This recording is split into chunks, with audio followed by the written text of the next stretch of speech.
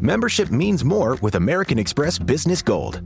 Earn 4 times membership rewards points in your top 2 eligible spending categories every month, including eligible U.S. advertising purchases and select media, and U.S. purchases at restaurants, including takeout and delivery. What are you waiting for? Get the card that flexes with your spending every month. Terms and points cap apply. Learn more at americanexpress.com/business-gold. Amex Business Gold Card. Built for business by American Express. Star Wars is back on the big screen with The Mandalorian and Grogu. Gangsters, war criminals. I'll take out every bad guy in your deck of cards. On May 22nd, feel the Force on the biggest screen possible. The old protect the young, and the young protect the old. This is the way. Buckle up. Always wear your seatbelt. The Mandalorian and Grogu. Rated PG-13. May be inappropriate for children under 13. In theaters May 22nd. Get tickets now. It's time for the show that brings the magic right to your speakers. Ears Up! Hey, what's up, everybody? Ears Up Podcast. We are back in the studio. It is a lovely rainy day, 71.1 degrees in the studio. Highs in the upper 70s today. Partial chance of rain. Let's go. Sorry. No, that was great. Thanks, man. I appreciate it. It was like an audition. That's right. It was awe-something. That's for sure. Awe-inspiring. I don't know, whatever. What's up, everybody? We just came back last week from Disneyland, and so we're going to be talking about that. This is also our news show, so we got a little bit of news to cover as well. And yeah, it should be a good time, man. I'm looking forward to this show. It's one we pushed off for a little bit. I wanted to give some breathing room and give us a chance to kind of recap the trip internally, because a lot happened, and we haven't been since last year. So normally I don't really do these, trip recap things. They bore me. But we haven't been in so long, and we did a bunch of new stuff this time. Very fun. It was very different. Yeah, and also the voice you're hearing is Taryn. Now she is actually here at the start of the show because we are recording at 10 o'clock in the morning on a Sunday. Yes, this is very different. I kind of like it. I kind of like it too. It's okay. It's not bad. Eric is like, no, you guys. No. Yeah. It's so early. No, it's 11 o'clock here. I don't, we're good. Yeah. It's interesting. And so we're doing it at this time because we have our lovely daughter Alice here in the studio, because it wasn't her first time at Disneyland, but she did a lot of firsts at Disneyland because now she's 8, she's tall, she can do stuff. And I think she really understood, because if you guys remember our last trip recap, it was kind of like, I don't really think Alice got Disneyland yet. Like the last day she fully understood it, I think. But this time she was all about it. So I think it would be interesting to have her on the show to talk about kind of her experience, if she wants to. She might not. And but Taryn and I are going to talk about it as well. So that's why Taryn is able to join us here at the beginning of the show. Oh, yeah. And we're excited about that. You know what I mean? Oh, yeah. Yeah. This is a fun show because you don't have to. Well, you don't really have to do it. I didn't have to do anything. That's true. I just make notes. I just had to show up, make a few notes this morning while I was in bed, and. Oh yeah, that's right. I remember that. Yeah, I remember that. Okay, we're good. Yep. Well, and so here's the thing. Like I was driving home. It was a week and a half ago or whatever. I'm like, I brought it up like 3 or 4 times. Like, well, we need to start making notes about what we want to talk about while it's fresh in our mind, and I can't do it because I'm driving. And far be it for me to tell my wife what to do. So I was just like making suggestions mildly about what we should be doing. And she's like, yep. The reason that I didn't. Yep. Nope. You're right. We should. And then I look over and she's like, okay. 2 things. Long drive. Two things. It's a long drive. One, man. I was really tired. And 2, I get car sick. I can't take notes while I'm in the car. I know, which is why I was just offering it up. It was just a softball to you. Yeah. And then if you wanted to do it, then you could, if you wanted to take that on. And I understood why you didn't do it, but it bothered me because then it's like, well, I don't know if we're going to cover everything now. Cause it's also bothered me because like, I'm going, well, I'm not on vacation anymore. I have to work. Oh. Even though I'm driving home, I felt weird, like not doing something. Oh my gosh. You need to work on that. I know. I was still on vacation until 9 o'clock this morning. Yeah. That's when I started working. Absolutely, man. Oh man. All right, Taryn. Well, what should we talk about? Oh, let's talk about, first of all, I'm just going to jump right in. I got some cool merch finally from Disneyland. Oh. Last year, I don't really remember getting a whole lot of stuff, but we went to the Company D store because our buddy Matt, got us in. So we did some shopping. There wasn't a whole lot in my size. So, the Company D store, for those of you who don't know, it's like kind of overflow from the park. Sometimes they have current stuff in that are in the parks also at Company D, but usually it's just stuff they're not selling anymore, in the park. So like you could find a ton of Oogie Boogie Bash merch there, like the Spirit jerseys and stuff, which are wild if you've ever seen them. It's just like neon green paint splattered on these shirts. I'm like, that's a lot. That's a statement that you're making when you're wearing this thing. So I didn't get too much, but I got this. Here, hold on. Let me put it on. Hold on. He's leaning over. He's doing something. He's putting on some sort of hat. Oh, do you know what it is? It's a Tauntaun hat. It's a Tauntaun hat from Star Wars Empire Strikes Back. And it's like, has like the horns are these little plush things on the side, and there's ears and there's whatever. How much would you pay for a hat like this, Eric? I would pay. I mean, that is extremely silly, but I'd probably pay like $40 for that. I paid $2 for this. What? Yeah. $2. That's amazing. It was this and one other one. I should have gotten both. I should have gotten both. That's what I told Terrence. Like, will I ever wear this? Probably not. Do I need to buy this? Absolutely. Yes. And I did it. Oh my goodness, that's amazing. Yeah. I should have bought the second one and then tried to resell it. But But you're not that kind of person. I'm not that kind of person. No, I don't have that drive in me to go on eBay all the time. Yeah. You know what I mean? Yeah. List everything and then actually ship it. Yeah. Yeah, dude. I have so many things in my garage and I go, this would be great for eBay. And then I go out there and I look at it all and I just put my hands on my hips and go, you just look at all this. This would be cool to sell. And then I go back inside. Yeah. it's hard, the same man. with me. Like even things that aren't like Disney related, just regular stuff where I'm like, yeah, I don't need this drill anymore. I guess I could probably probably unload it, maybe for free. Or I'll just leave it there. Leave it there because it's not bothering you now. Right. So we got into we stayed. Wait, I want to show what I got. Oh, yeah. I got this really cool sweater. Not even a sweatshirt. It's a sweater with a giant Donald Duck on it. Yeah, big old Donald Duck face, dude. It looks cute. Very cool. I love it. Yeah, it was a good time. So yeah, we stayed again at the DVC Tower, but Taryn was able to get us the Garden Villa that we talked about last time, which is like kind of the separate units. So it's almost like townhouses or whatever. Condos. It's weird. It is weird. It's cool. It's sick, dude. I posted some of the shots in the Discord. It's pretty. It was nice. I'm gonna say I had a lot of fun when we stayed there last time. It was room 153 at the bottom.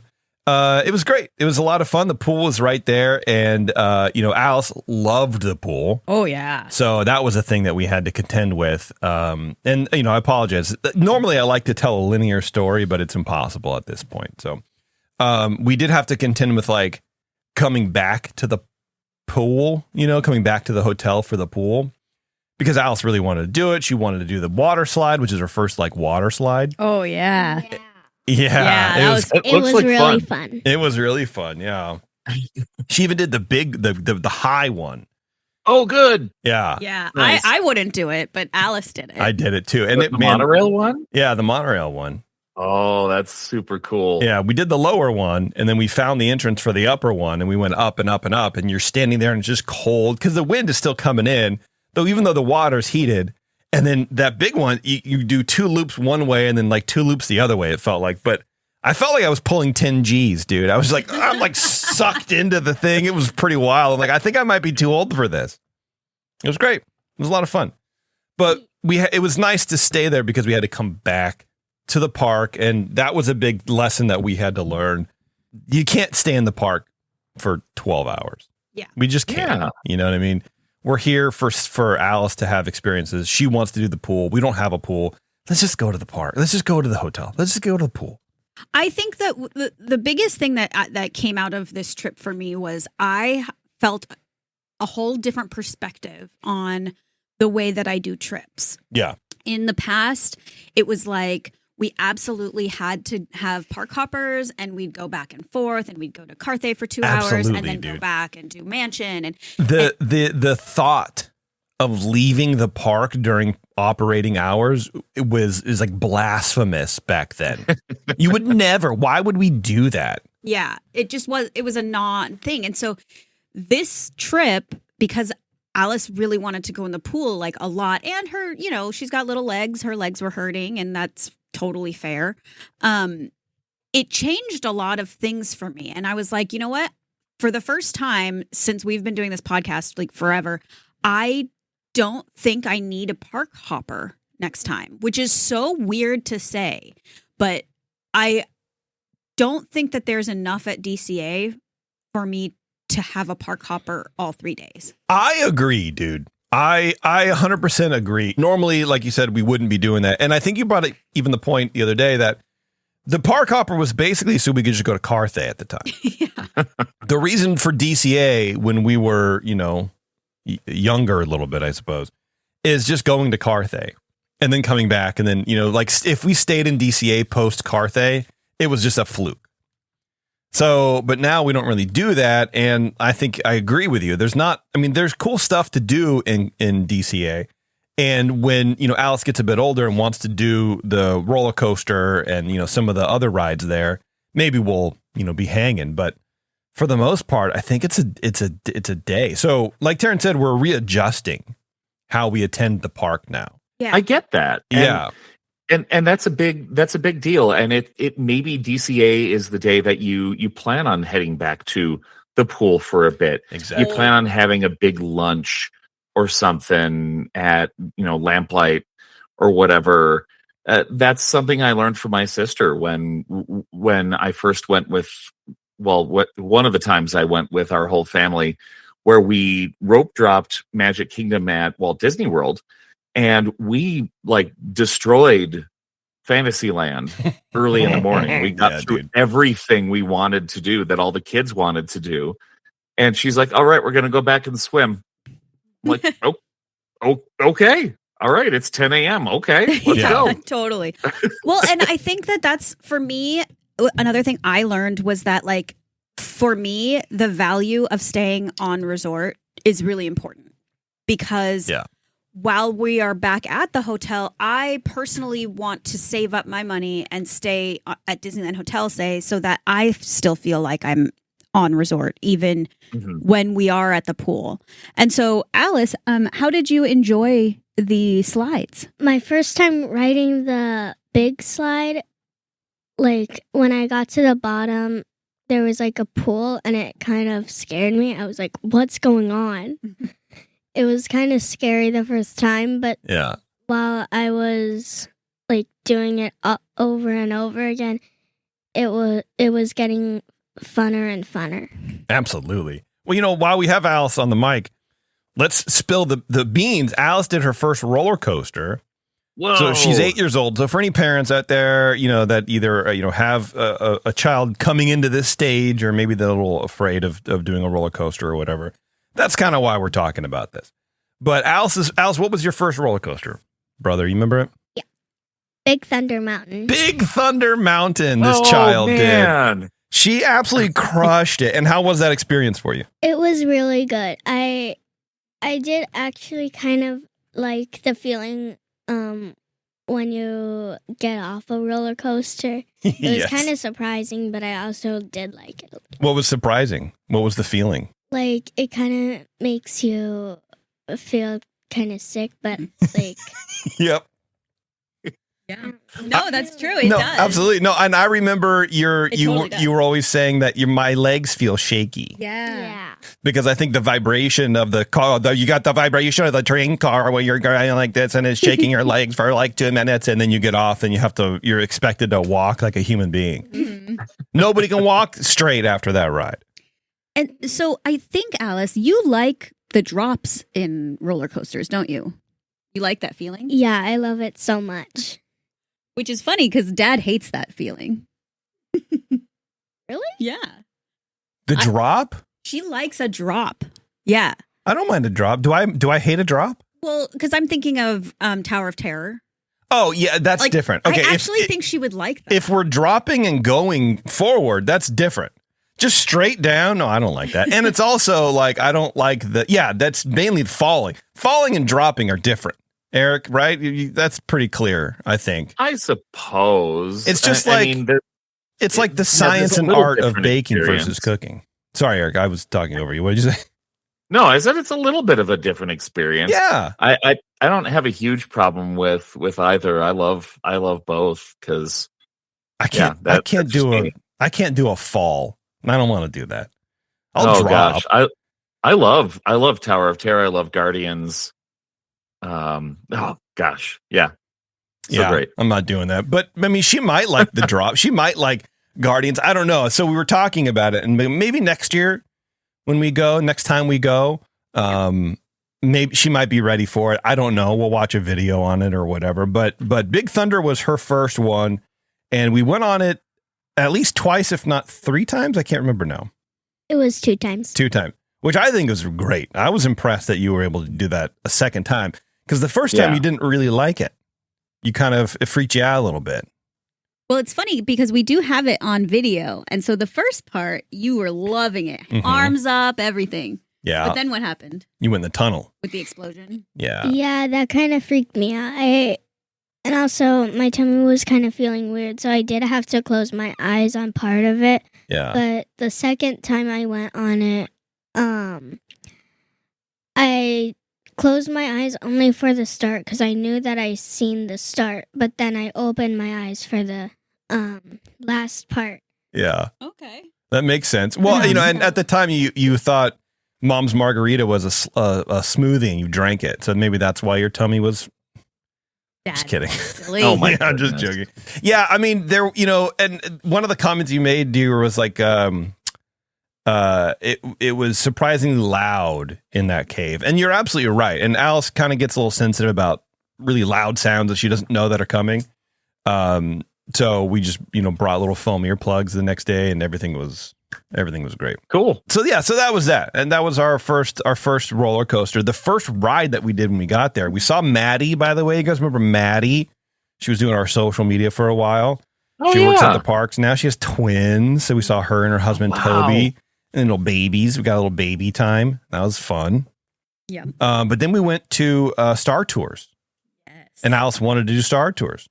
And that's one of my favorites. It was wild. So like Alice hated it. So no. This is our experience, right? So we get to the friggin' hotel. We drop our bags because our room's not ready.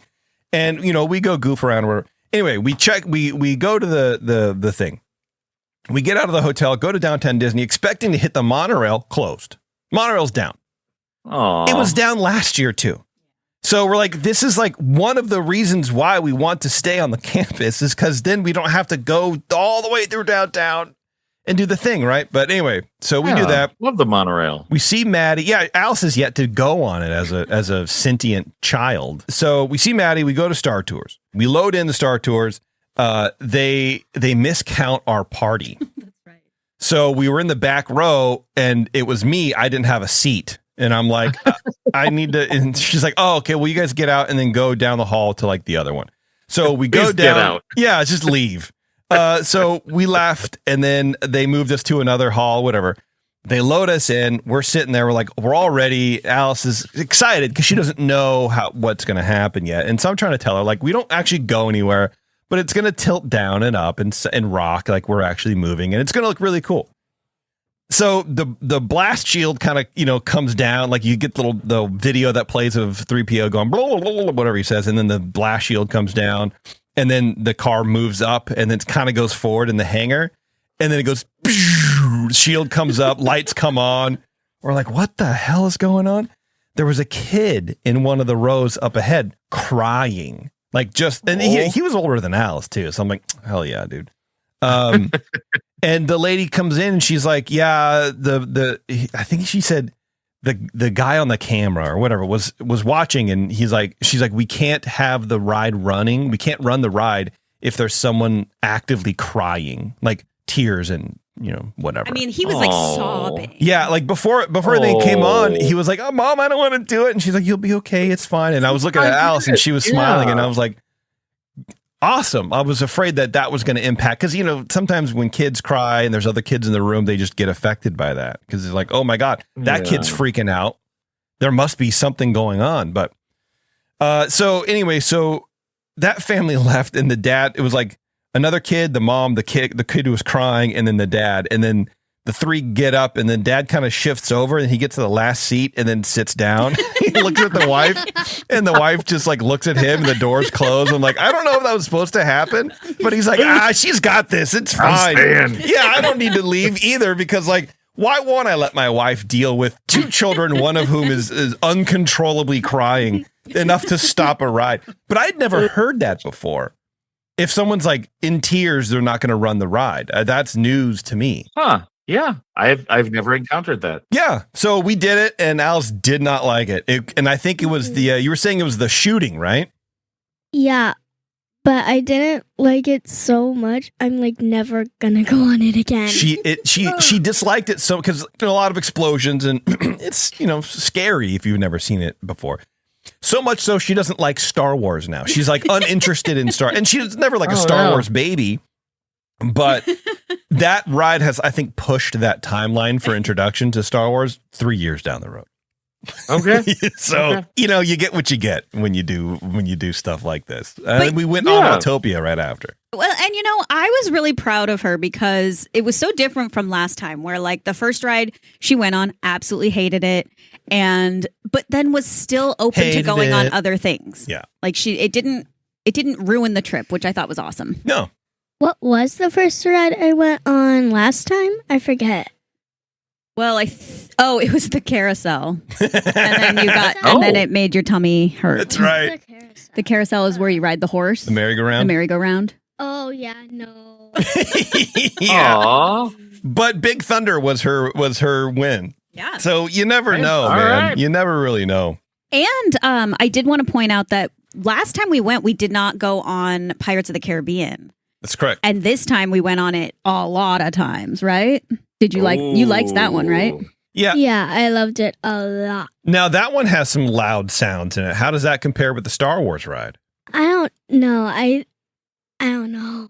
Okay. It's different. Was it? Well, you had earplugs in at the time. So I guess for your parents out there, bring these little foam earplugs and just pop them in there, man. Pirates is less of an assault, though. Like, Star Wars is so intense and so close together. Pirates spreads it out. It does. I think you've got times of quiet, and I love going through the caverns after the drops, and it's so serene and cool. Yeah. I get that. Tell them why you liked Pirates. What your favorite part about being about going on Pirates? The drop. And why? Like, because I always get wet. Yep. And then the last time we went on it, I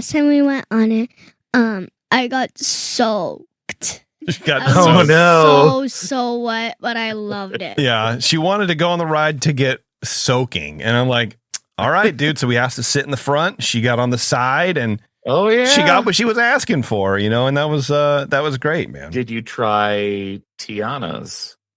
No. As far as soaking is concerned. No, we're going to, because I showed her the drop, and I think she'll be good next time for it. Okay. Yeah, I think we'll be okay to do next time. It's a big drop. It's a little scary if you think about it, but if you don't think about it, it's fun. It's true. If you just close your eyes and bury your head in the person in front of you, then you don't even notice it. That's right. And the rest of the ride is super fun because they've got so many cool scenes in it. It was interesting, speaking of Tiana's, because we rode the train around. The train was running. Last time we were there, I don't think it was. Anyway. Correct. And I remember in Splash, you could see way more of the inside of the mountain, but with Tiana's, it was just a small window. It was like not a whole lot of time to like look and see what's going on, which I found interesting. They kind of like closed off more of the view. Oh, I haven't been on the train since they reopened it. Yeah.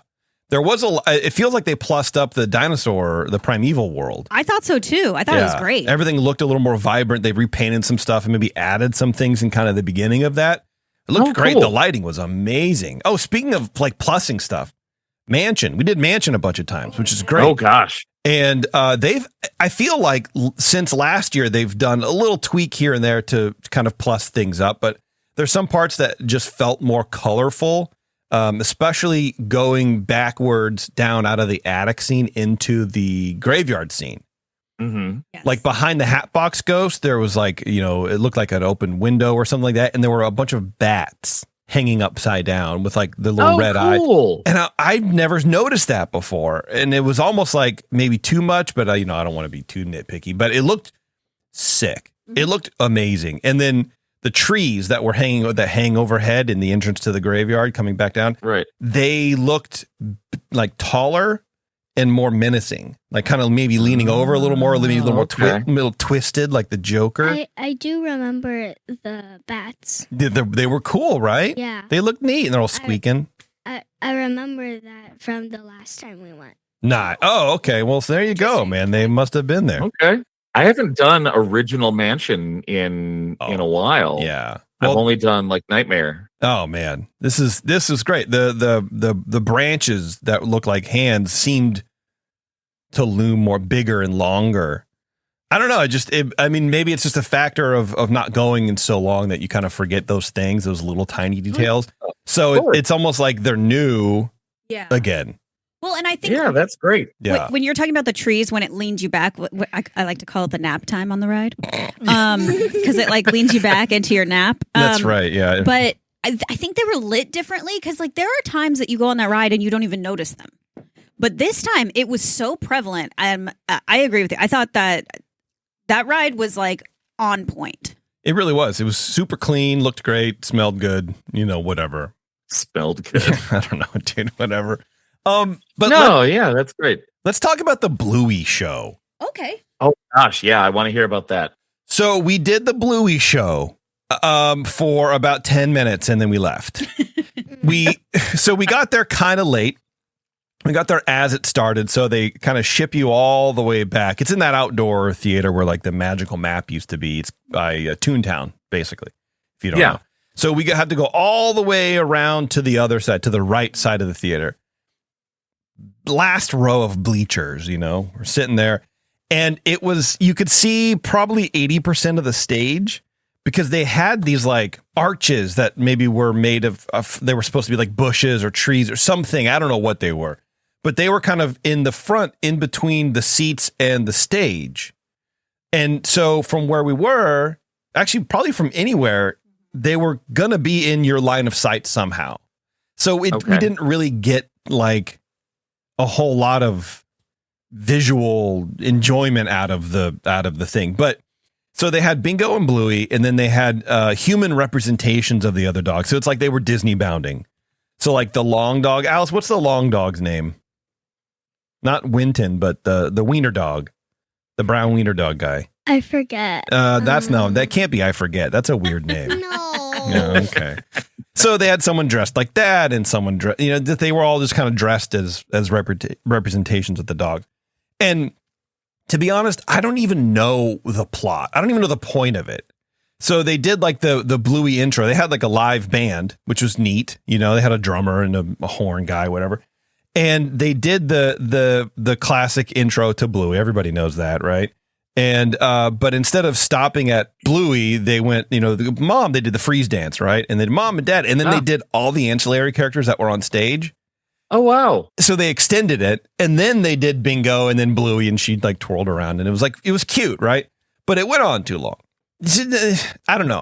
My opinion on the show is it needed more. The IP is so cute and oriented for multiple age groups that the representation that they had of it in the park didn't do it justice. And I wanted a lot more. Alice, you were going to say something. Go ahead. I wanted to say that like you have to like you can find something in some of the Bluey episodes. Oh yeah, you know what? Hang on to that thought, and let's talk about that later. Got it. Because that's a good thing to mention. Yeah, I wanted to say, like, just to jump off of what Jason was saying. I love Bluey. I think Bluey is awesome. Alice loves Bluey. She started watching it again. She's 8. I don't think it's only a show for little kids. And the show at Disneyland that they made, the stage show, they made it for little kids only. Like little kids, because everybody who was participating in that show, like kids who got there early. They were in the front. They were all dancing and jumping around. They were like 4, 3. They were super young, right? Which is, that's what this kind of stuff is for. And like, I totally get it. Mm-hmm. And someone online was like, oh, like someone on the subreddit, on the Disneyland subreddit, was complaining about the movie or the show too. And I'm like, this is my person. I get it. I totally understand. And everyone was like, you realize it's a show for kids. No crap, dude. Everybody knows that. But it's just you can learn good lessons and not so good lessons from the show. As a parent, as a child, it's a teachable show, and I don't know, man. It's just a very lovely show. And I thought that and it's soft and funny and caring. And I don't know what the show there is about. Like, they were looking for stuff, but I guess my main problem is there wasn't enough of Bingo and Bluey in the actual stage show. It was a lot of the human people, and they were dancing around like this. Oh my God. And it was theater, and it was a stage, it's like that kind of thing. But I don't think that the Bluey IP deserves that. It needed to be better than what it was. And that's right. And the guy on the subreddit was like, oh, well, the kids were dancing and that was cool. And someone was like, well, you said the kids were dancing, so they must have liked it. It's for them. And my point is, kids will literally dance to anything. They will jump around to any sort of rhythm. If you just clap in time to whatever, you can get a kid dancing to that. It's not a big feat to make a child enjoy a stage show. It's just not.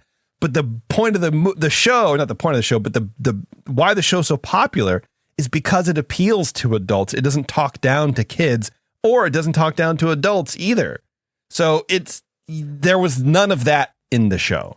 It was just for the kids, and we got bored. So I asked Alice a couple times, I'm like, you want to go? And she goes, no, I'm liking. You liking it? She goes, yeah. I'm like, okay. And I look over a couple times, and she just like would rather like thumb wrestle with her grandpa. And I'm like, you want to go? She's like, yeah.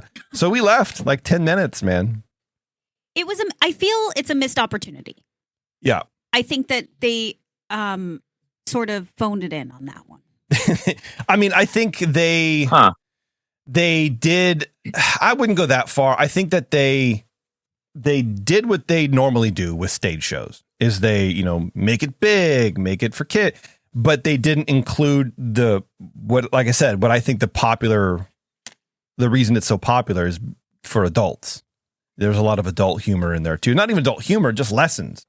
I don't know. Right. Whatever. But which brings me to another point of like, why there's, we've talked about on the show too, why there's so much IP in the parks and why can't we do this?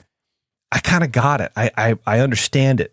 So we did Bluey, and then later on we did like a Little Mermaid or whatever at some point. Suddenly, Alice is into Ariel again. She got an Ariel doll. We come home, she's watching Bluey 24/7 now. And it's like, that's why. Because it's not just about the engagement within the park.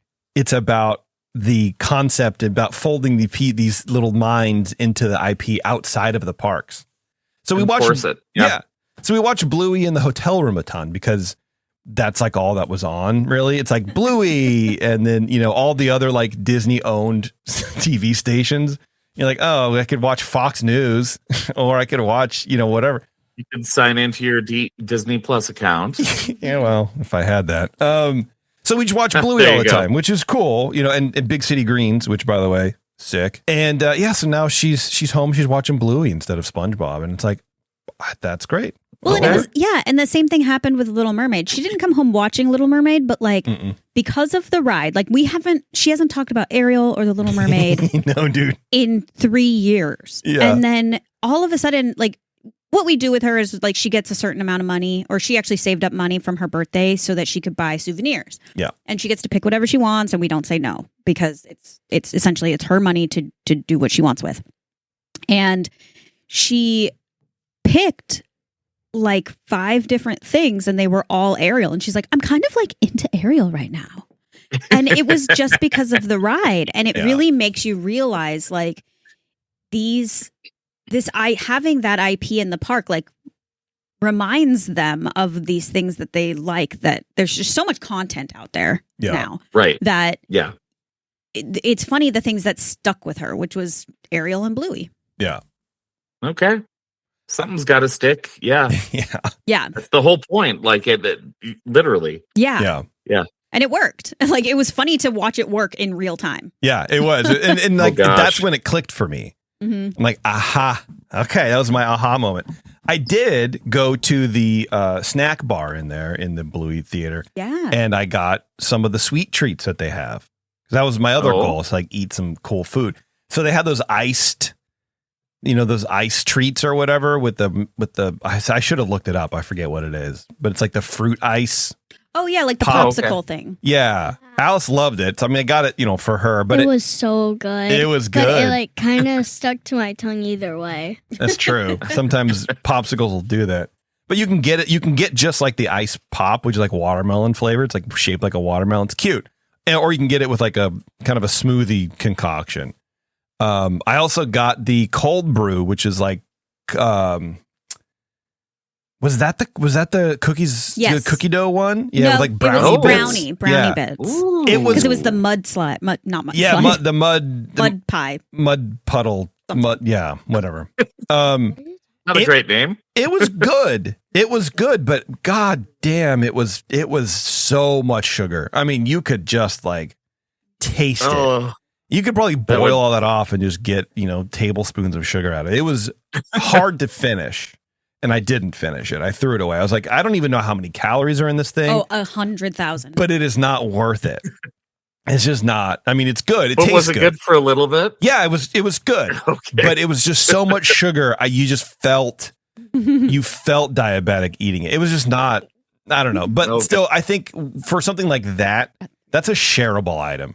It should be a shareable item. And I think Disneyland tries to I don't know, health wash a lot of stuff. Like, well, we do have apples as an option, or you can get the Mud Factory drink, which has 5 pounds of sugar in it, and you need help lifting it. So I don't think it needed that much sugar, but it was pretty good. I'm not gonna lie, man. No, hey, I can't do stuff like that anymore too much, but I know it does taste pretty darn good. Yeah, I got that and like another one at Pim's, which is the cookies with the cookie dough one or whatever. That one was better. That one was better because it wasn't as sweet, but I still didn't finish that one either because it's a lot. Alice, what were you going to say about finding things in Bluey episode? Did you fart? Oh, sorry, that was me. You farted? No, I didn't fart. Oh.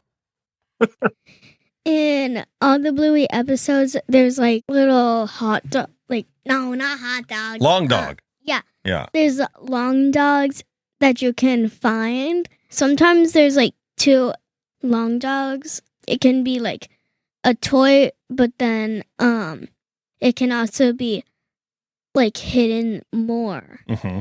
I did find out that it always stays in the same spot the whole episode. So like what we found, Alice found it the other day, or yesterday, there was a close-up of like the dirt container in a vacuum, and there was a shape of a long dog, like a wiener dog. It's like their wiener dog toy, but it was colored to match the color of the dirt. So it's hidden within the image, and it's there for like 5 seconds, and then it never really cuts back to it. Sometimes there's a hidden tennis ball that then you can see multiple times again in that same scene. But the long dog, I feel like, is only there like one time and for like one bit, and that's it. And then sometimes with the tennis ball, you don't only find it, you'll also realize that sometimes it's easier to look for it when the characters are actually using it. Yeah, that would make sense. Absolutely. It's easier to find it when they're holding it, right? Right? Yeah. Just messing with you. So speaking of hidden things, Mr. P is asking if Alice looks for hidden Mickeys. So we Taryn introduced the concept of hidden Mickeys, and we found one. I showed her the one in the Haunted Mansion ballroom scene on the table. That was cool. It kind of blew your mind, huh? Yeah, it did. Yeah, it was kind of neat. You really reacted pretty strongly to it. Did you look for them like every time we were in line for rides? Kinda. Most of the time I did forget, but I forget all the time, dude. I did look for a few. Yeah. And I found like maybe 10 or 11. Wow. Awesome. That's cool. Wow. There was a disappointing part of this trip that I thought was very surprising, and I mentioned it a lot, and then Jason was like, can you stop mentioning that? Because, like, who cares? Folks, it was the bill. Well, no, Sorry. that's also disappointing. Most expensive trip ever. It is. Shirt. No, I did not see very many characters walking around. Yeah. I think maybe they were just in Toontown and we didn't spend a lot of time there. But, like, I am used to walking into Disneyland, walking onto Main Street. You go under the little tunnel and you see Mickey, you see Minnie, you see Goofy, you see Donald. Like, you see the main characters. Never saw them. I never saw any of them. Yeah. You didn't run into Beast and... I did see Mickey, but I didn't see Minnie. I did see Goofy, but like in a little chef outfit. That's right. We did. Yeah. And then we saw Mickey in his little zoot suit in DCA, but that's kind of it. We ran into Ant-Man and Wasp Girl or whatever her name is. Oh, yeah. Cool. That was really fun. So we did see a couple, and we could have gotten in line for Iron Man or whatever. Like, it did seem like there were the Marvel characters were more prevalent, especially in DCA. And then Alice I make a big deal of that. Yeah. Yeah. And I was like, Black Panther, you want to meet Blake? And she's like, I don't know. No, not really. No, not really. And then it was like, oh, it's Ant-Man and the Wasp. You want to meet them? She's like, sure. I'm like, what? So we met Ant-Man, and the Wasp was like, oh, you're a butterfly. Are you a butter? And I was like, what are you doing? And Alice was like, what? And then they posed, and then we left. You guys also had an interaction with stormtroopers. That's right. You remember the stormtroopers? Yeah. I didn't understand what they were asking at the end. No, they That were doing was weird. they were doing like Star Wars stuff. We're like, have you seen any rebel activity around here? And I don't. I mean, I guess you expect to be interacting with the crowd as a stormtrooper. They should know, but Alice has no frame of reference. I think she's only ever seen the stormtrooper in Star Tours, and she hated that. So I've also seen it like in some Legos that we have. that's true. That's true. Honey. Okay. Absolutely right. Another thing I noticed, and we mentioned this in the news a couple months ago, where Josh Diamaro, which I think is how you pronounce his name, yeah. He wants to get people off the phones. He thinks we're too dependent on the phones in the parks, which is very funny, very about face of the company. But he's very Iger Chapek, but okay. But he is right. Like, yes. Especially thinking back to last year to this year, everybody's on their stupid phone. And there are people where they're walking and they do the quick look up to make sure that they're not going to run anybody. Then they're back down on their phone and they're walking and then they do it was wild to me how many people are on their phone. And it sucks because that's built into the park. And so we did Lightning Lane. I'd said I would never do it, but we did it because the full day we were at the park, Wednesday, I think it was just packed, or Thursday, packed. It was busy, super busy. We got in line for Monsters, and we get in line, it's 20 minutes. I'm like, that's a long wait for Monsters, but Monsters is a great ride. It's going away soon, so let's get it. As soon as we get in line, we hear the announcement, just so you know, everybody, the wait time is now 45 minutes for Monsteropolis. And we looked at her like, no, we're not doing that. So we got out of line. No. And then I just bought the friggin' Lightning Lane thing. So it was like $90, $100 extra bucks. But what I forgot about is that you get one ride per day for each thing. And that, to me, took the wind right out of my sails. That's such a BS thing. And I guess I understand, so you can't just cycle through rides. But give me 2 rides, give me 3 rides, but build in at least a 3-hour window in between when you can claim the same ride over and over again on the same ticket. One ride a day. Yeah. Eat my shorts, Max Pass dude. was basically unlimited. Max Pass was awesome. It's just such BS, dude. It's like the most nickel and diming crap you can do. It pissed me off. It really made me upsetty. But I forgot why I was. Oh yeah, so we had to be on our phones, to do the whole spiel, the whole deal. Mobile order. Oh, let's do that. Blah blah blah.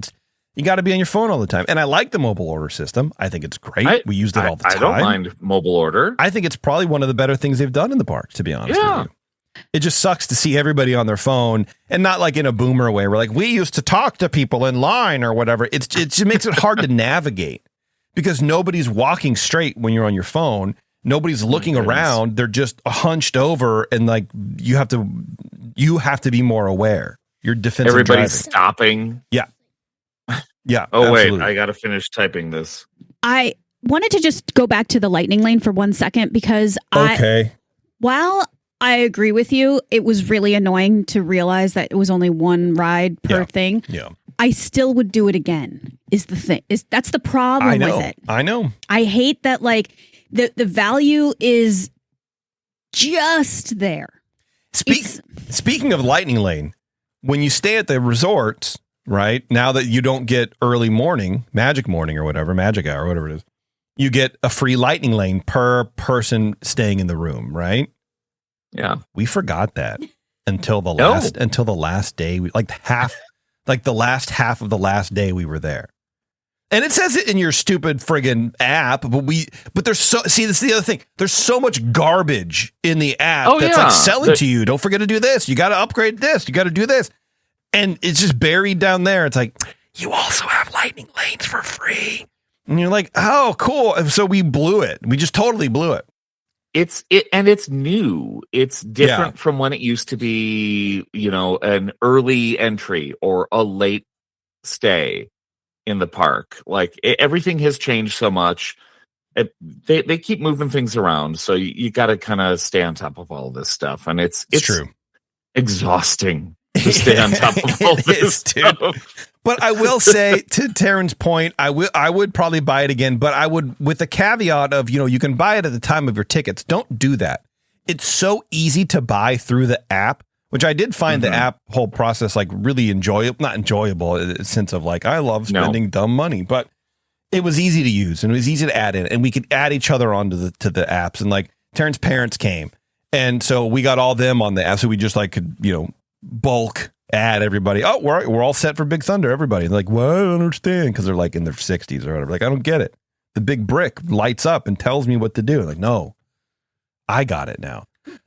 So go to the parks, wait and see what the crowd is like, because we've got there on Tuesday and Maddie's like, oh, it's not really busy, but it was busy. Wednesday, there were a lot of school trips. So we saw people with like band t-shirts, a lot of dance people.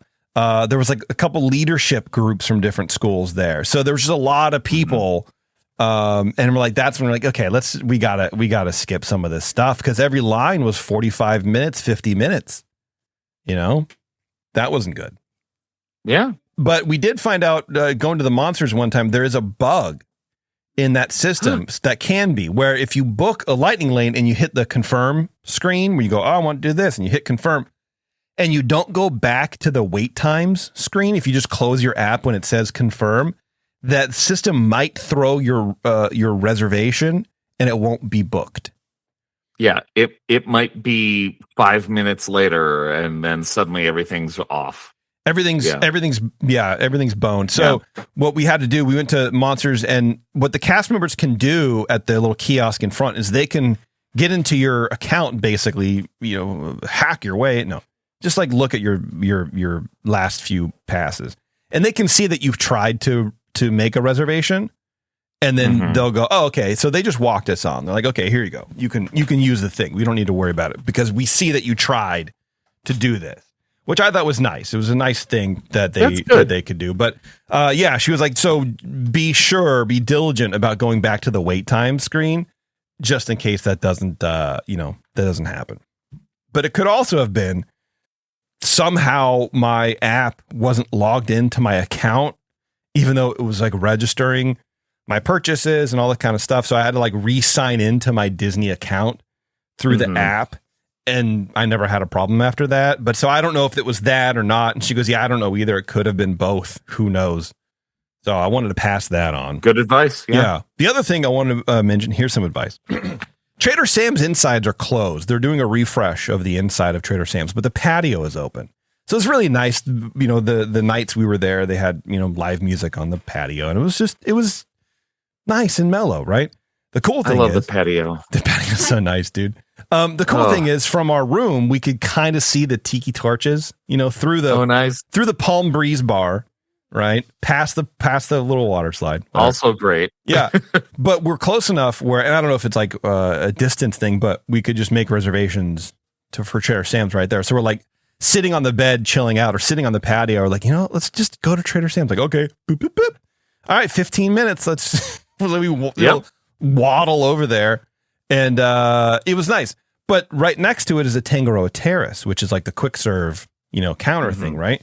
You can mobile order on Tangaroa Terrace. So I did breakfast one morning, popped that over, breakfast. And like still in the room, I go, I'm here. And then we walk over, or I walk over and I get the food, and it's like, I'm still having to wait a little bit, but like I'm close enough to where I could walk over and just hit, start my order now, please. Same thing with a coffee shop there right by Goofy's Kitchen. But what I found out, you can also order the same exact drinks from Trader Sam's through Tangaroa Terrace. So you can even just walk up to the bar in Tangaroa Terrace and get all your Trader Sam's drinks. I don't know that you can get it with the tiki mugs, but you can just get the same friggin' drinks to go. Yeah. You can get them to go. Do you see why I say you need to stay at Disneyland Hotel? Yes, now I do. Absolutely, you need to. Yeah. Well, and like at one point we were walking back to the hotel. Alice, it was Alice's big swim day. It was Wednesday, I think. Okay. We agreed. We worked it out. We all cried a little bit. We all had some tears, and it was like, all right, we're gonna do a park half day. We're gonna come back. We're gonna swim for however long you want, and then we're gonna go back to the park. She's like, hey, deal. So forever. So I hit Tangaroa Terrace, got a nice little mixed drinky poo, and then just hung out by the pool with Alice, and it was very nice. So anyway, I don't know if anybody knew that or not. It was news to me. You don't have to wait for Trader Sam's if you just want the drinks, if you want a little drinky poo. It's a new thing. Pretty nice. Pretty new. Oh, I thought so, because I was like, this seems too easy. But also, if you do stay at the Disneyland Hotel, I mean, and I knew this was the case in Florida, but I had never experienced it in California. But you can like order drinks and food and stuff at the pool, which is also nice, very dude. Cool. We didn't do that because Jason just got them from Tangaroa, but that was cool too. There's like a menu, and I was like, this is the thing. I'm seeing our trips to Disneyland less as trips to Disneyland and more as trips to a resort. It's a vacation, so a trip. It's changed in my head, and now I'm like, oh, you do spend time at the pool, and you have a drink, and you wear the Disneyland hotel robe, because of course you do. That's right. Yeah, we wore the robes around. Oh gosh, I love that robe. Yeah, dude. We did. We had to order 2 more because your room only comes with 1, and so I was like, we're gonna need 2 more. Yeah, but it's the thing. There's 1 bed, but there's a pull down, and it's like, can we just get a second friggin' robe, 2 more robes, and then the next day they come into our room. There's no sign to put out on those rooms to like come in or not come in. So they just come in and do like a quick run through, replace your towels, but they took our robes and they left us with 1. So I had to call back again. I was like, can you just bring 2 more? And then they didn't. They didn't take them the rest of the day. They didn't? No. They didn't take them back the second day. I've had great experience. No, they brought them. They just didn't. They brought them, and then the next day when they came to look at the towels, they didn't take them back. So that was good. They left us alone with the robes because these people really like a robe. They're really into robes. Yeah. The other thing we found out for Trader Sam's is real fast. When you're making reservations on mobile, you can't make reservations for a party of 5 or more on mobile. Only 4. So you have to walk up for that. So if you have a larger party to go to Sam's, more than 4 people, you have to physically walk up. Yeah, they don't have a table that big, I guess. Well, they did. 5 top, 6 top. They do. Yeah, I don't know why they don't do it. But they got them outside. Yeah. They have the tables and they let you do it. They just don't let you do it on the app. And I have a feeling it's because, if you have a party of 6 and then 3 of them show up and then the table's ready and you're like, oh no, they're going to be here in just a second. But they're on Big Thunder and they're, 45 minutes away. They're kind of big on that sort of thing. Yeah. Like, oh no, they're coming. I swear. Yeah. Yeah, for sure, dude. Well, and speaking of that, there was a time limit at Trader Sam's. The only the second time we went though. Yeah, but I think it was because we had 5 people. Oh, Okay. maybe. I think because we had a bigger table. Yeah, it was 90-minute. Just so you know, there's a 90-minute I've time never limit. been limited to time. Yeah. It could have been the bigger thing. It could have been also where like maybe they're right before a rush or something like that, and they don't want us to just time get of the year and all that wasted. stuff. Yeah. Yeah. The other disappointing thing, and I think this might be the only disappointing thing, and then we'll take a break. You've been talking too much. Eric, what do you know about like the nighttime fireworks? Are they there all the time? Is this I want to check your knowledge because I learned new things about this. Okay, I'd like to learn your new things Oh. because I know almost nothing other than some nights they do it and some nights they do a projection show. Yep. And That's what we learned too. We told Alice we've been talking about the fireworks for a couple weeks off and on because we have, thanks to our really awesome neighbors who like to light off one giant firework, at intermittent times whenever they want. blow off some sort of explosive. Yeah, and it freaks her out, which rightly so. As ever since she's been a baby, like they've been our neighborhood sucks for that. So they kind of like in a neighborhood like that. Yeah, so they kind of freak her out. So we're letting her know that there are Disneyland fireworks. They're not like our dumb fireworks here, our little redneck hick fireworks. They're actually like professional things, right? So Yeah. we're letting her know, and then she's working up to it, and she's like, "Yeah, let's stay for the fireworks tonight." We're like, "Yes, let's do that." So we're on Main Street, take the time. They do the projection show, which sucks still. Like we were there. I remember before they had projection, the very first time we ever saw the projections was on Main Street on the buildings on the side. And I remember talking about on the show, it looked like ass. It was just blurry and not defined. So they must have upgraded the projectors, or whatever. And it looks good. It was only on the castle. So everything was like clear, but the way that the castle is made and then the way the placement of the characters within the projection, I couldn't tell. Like at one point I was like, is that Moana or is that Quasimodo from Hunchback? I can't tell. Everything was deformed and weird, but like the lines around the spires looked good. Like it looked good. But, yeah, it's generally really good. But you can't. I just still don't think a projection on a multi-angled surface is what you need as the finale to a day at Disneyland. It just sucked. Anyway, there were no fireworks. So then we learned that sometimes there are fireworks and sometimes there are not fireworks, and you will never know until you're standing there waiting.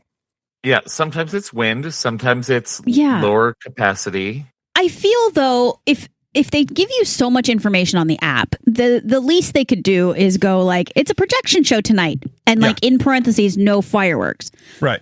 Because like the way that it's listed on the app is like firework and projection show. And then there's an asterisk. Sometimes there's not fireworks. Right. So then on that this particular day, it said projection show. And it's like, but it's not super clear if you're going to get fireworks or not. And so we're standing there waiting for fireworks going, pretty sure that would have been a firework right there with that, like when the music goes up. And I'm like, I don't think we're getting fireworks, but like, I don't know. Maybe they did say it and we didn't see it, but I feel like it should be more clear if there's fireworks or not. Absolutely, dude. Absolutely. Well, I mean, we did see Tinkerbell fly, and then we saw Buzz Lightyear. He flew around, and that was cool, I guess. I don't know. Okay, so you got some of the good stuff. Something. I mean, it's unfortunate because Brandy and I are childless parents of dogs of each other, and we travel with other parents of nobody, and we just don't pay attention to that sort of thing. And we never do too. We never do either. That's never been a thing I've wanted to stand around for, but I knew she would really enjoy it, or at least I thought she would, because you got to get all the experience, right? And then you figure out if you like it or not. Yeah. And we never, and she was some people bummed. like that a lot. Some people really want to watch Phantasmic. I've seen it twice. I'm like, cool, great. It's two more times I've never seen it. I don't know what's going on. But yeah, like, and that's the thing. Like, you know, when all this stuff is going on, we're normally people like us are normally getting onto rides or going out to, you know, going back to the bar at the hotel. Exactly, dude. Exactly. Getting to Trader Sam's before everybody else shows up. Yeah, dude. You know what? I do have just a little bit, so we'll just wrap this up and then we'll take a break. It was spring, so we got to see all the baby ducks waddling around. Alice loved that. Yeah, that's fun. And I think I also saw a little bunny. Really? You did? Oh, that would be new. That's awesome. I haven't seen many bunnies there. Yeah. We didn't see any kitties, but we smelled them. We sure smelled cat pee walking to downtown Not Disney. me. I probably got used to it. Yeah, probably. But that was, that was neat. And then also, longtime listeners will remember this, but our friend Matt, who he was once on to talk about like that weird recycling program they had at the park where each department had to build a thing. Yeah. So he worked on one of the animated displays for the 70th. So around the park, you can use your magic band at certain places and trigger little sound effects or whatever. And they dispense these little cards. So that says Disneyland Railroad. And then there's one there's one in right. If you're looking at the Golden Horseshoe, it's sort of to the left on the sidewalk there. And then that will kick out a Golden Horseshoe review one like that. And then it says, no spitting, no cussing or whatever. It plays a little thing. And then there's like 4 slots. So the other one will kick out like a Mark Twain Riverboat one. I know it's backwards, but whatever. Anyway, just like little souvenir things. And it says like our special 70th anniversary guest, blah, blah, blah, blah. Neat or whatever. But the cool ones are to the sort of left of the castle, like the castle walkthrough thing. Where if you're heading to the castle and you can kind of go around the back side, on the left, in the little tunnel there's a window of like 4 or 5 moving windows, and you hit your magic band on each of the things, and the doors like open, and then it's a very simple mechanic, kind of like the moving windows on Main Street, but there's like a Mr. Toad one where the doors open, the panel, it's almost like a shield or a crest, right? And that opens. Mm-hmm. And then there's Toad's car, and he's like bouncing in it, up and down in it. And so that's just moving. And in the back, there's like a spinning wheel of the hell scene, and kind of just goes around. And it's really cute. So Matt worked on those. He like produced those and did and designed the mechanics for that, and like designed the thing, right? So if you guys go, please check that out and check out the work of our buddy Matt. And it was amazing. It was great. I posted the video of the Toad one in the Discord at the time. I was blown away. Like the Alice one, you like open it, and I forget what happens in the center, but in the wheel that spins behind is the teacups. This is neat. It looked really cool. It's very basic, but it gets the story across and it gives you the vibe, and it's just really cute. That's cool. I've been there twice since the 70th started, and I saw none of those. Oh, you got to see it. They're cute, dude. They did a fantastic job. I love it. And then last thing I wanted to bring up, you can now get your silhouette cut at the Disney Gallery at the old bank, as well as the Portrait Studio. The Portrait Studio line, I've never seen it this long for as consistent. Every day, all day, it was lined up like way past the psychic. Just lines of strollers and people. Yeah. But then you go into the gallery, and we got there and it was like, oh, Taryn, let's do our thing. This is our big day. It's like our Wednesday. It's like, let's get our silhouette. I did see that last time. They had a station set up. Yeah. And she's like, oh, let's not do it now. We never went back because we just forgot about it. You got to get your portraits done. It's incredible. Well, last year there was way too long of a line. And then this year we just forgot to go back to the second part, but I would have done it in the gallery. But anyway, that's a little tip I wanted to pass on to you too. If that's too long, you can still get it done in the thing. Taryn, you want to bring up anything else, or that's kind of it? I have to use the restroom. So okay, just I had 2 things that I wanted to say. One, we were there during the Food and Wine Festival. Yeah. And we hear about all of this really good food from Eric, mostly. And it always sounds really good and like it sounds really fun, but I don't feel like they do a good job of advertising it while you're there. Huh. I felt like it wasn't a food and wine festival. There was like 2 booths, 3 maybe, and I don't know. It felt like nothing. I don't know. I think they could do better on that. Because whenever you talk about the food, it sounds really good and I want to try it. And then I got there and I was like, where is it? And like, I don't know. I saw it. I saw it. I think you were dealing with Alice when we were walking through it a couple times, talking about what we're going to do next or whatever. So there were definitely booths and there were lines for them, but nothing seemed, hearing Eric talk about it versus seeing people buy it was very different.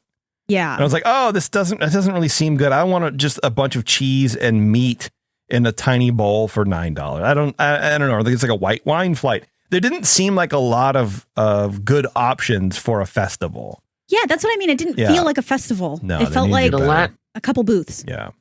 I will say the last few times I've been there, like I was there during the whatever festival was going on during December, there were like 5 booths.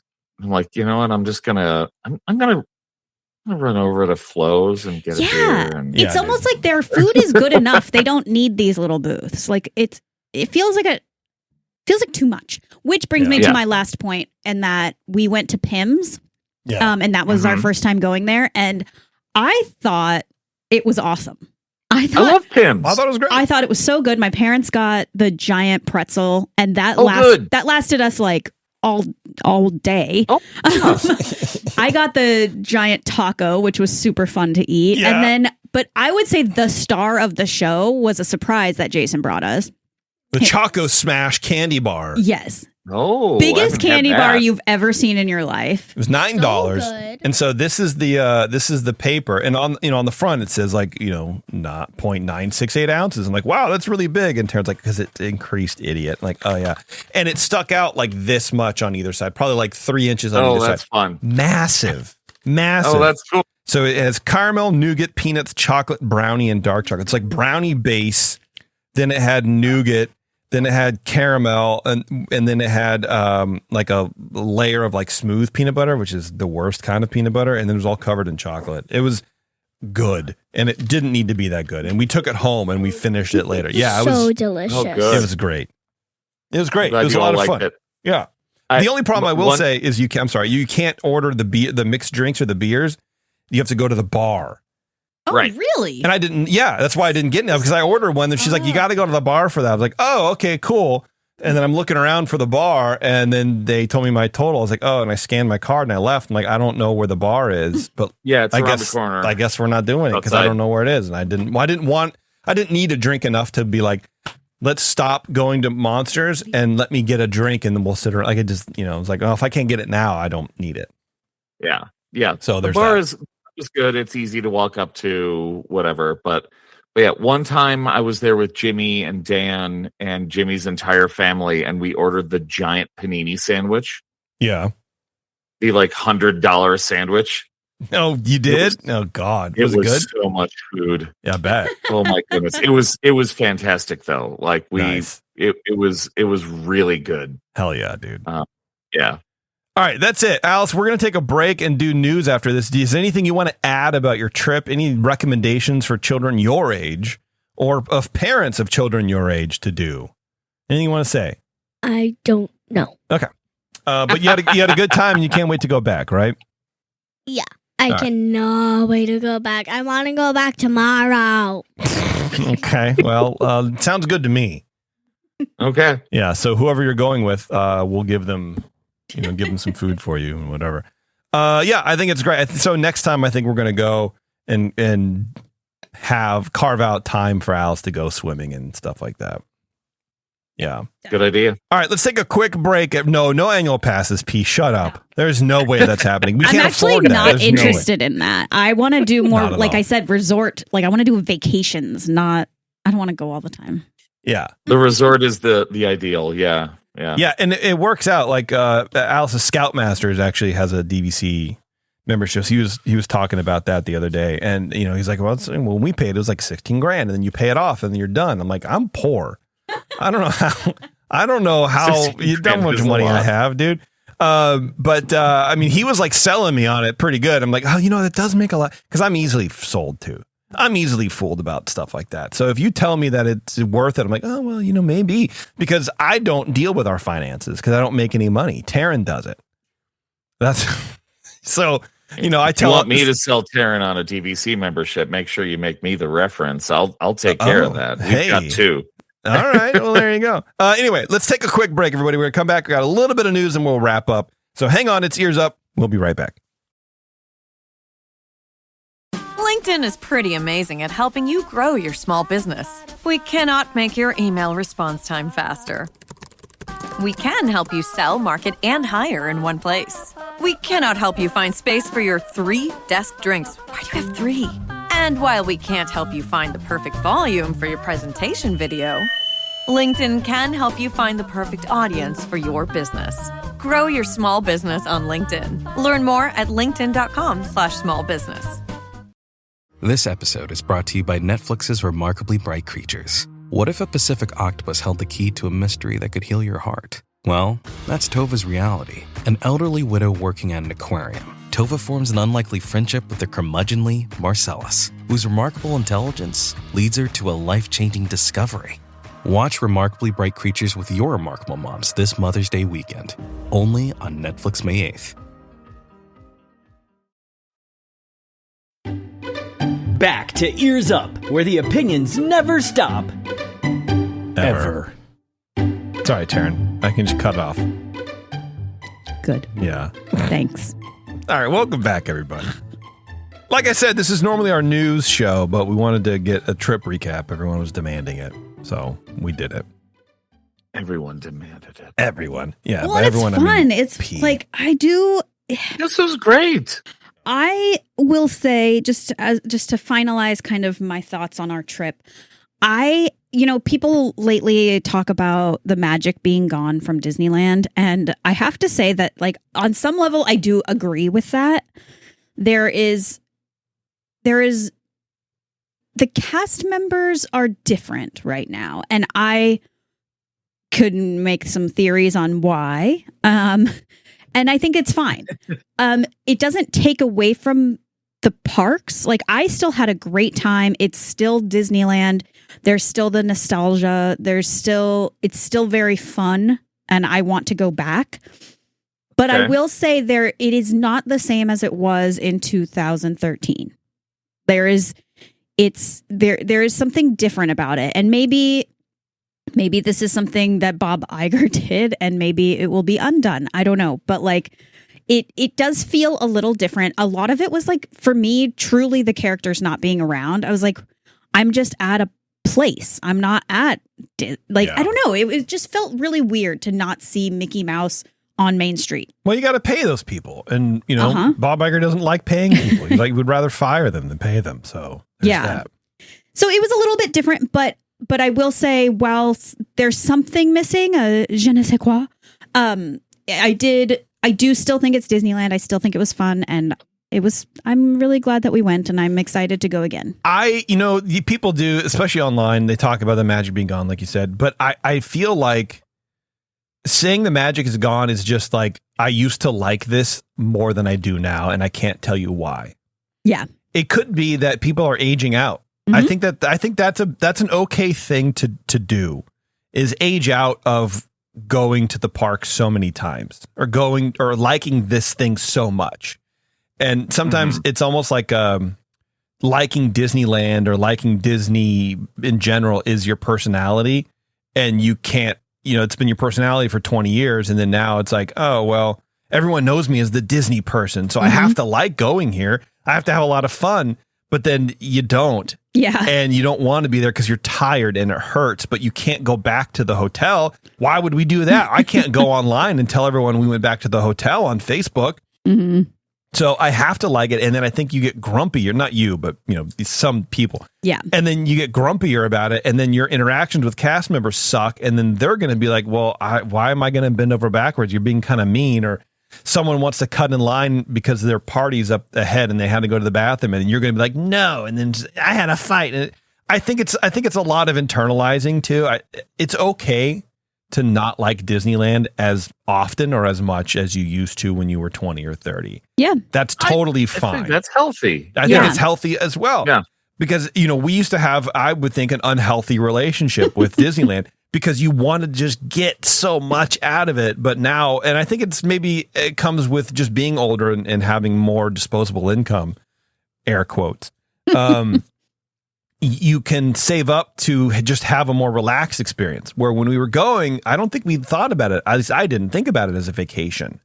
Yeah. I thought about it as a thing that we're doing that we need to experience the most of to get value. And I remember a lot of our earlier shows were like, how do we get value out of what we're doing?